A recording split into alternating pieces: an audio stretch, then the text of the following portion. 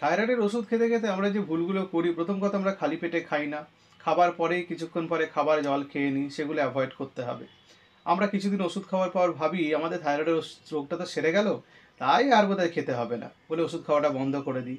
আমরা পরীক্ষা করে ডাক্তারবাবু নির্দিষ্ট যে সময় আপনার ক্লিনিকে যেতে বলেছিলেন সেটা আমরা করি না। আমরা থাইরয়েড থাকলে যে নিয়মকানুন মানতে হয়, এক্সারসাইজ করতে বলি, বডি ওয়েট কম রাখতে বলি, সেইগুলো মানি না।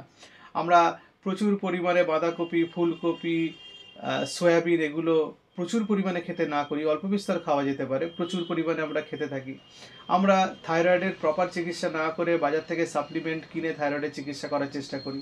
অন্যান্য অনেক অল্টারনেটিভ উপায়ে আমরা থাইরয়েডের চিকিৎসা করার চেষ্টা করি এবং আমরা ভাবি থাইরয়েডের ওষুধ একবার শুরু করলে সারা জীবন খেতে হবে, তাই শুরু না করাই ভালো। এই এত কিছু ভেবে থাইরয়েডের চিকিৎসাটাকে আমরা খারাপ করি, নষ্ট করি এবং থাইরয়েডের জন্য কমপ্লিকেশনে আমরা ভুগতে থাকি। সুতরাং এই জিনিসগুলো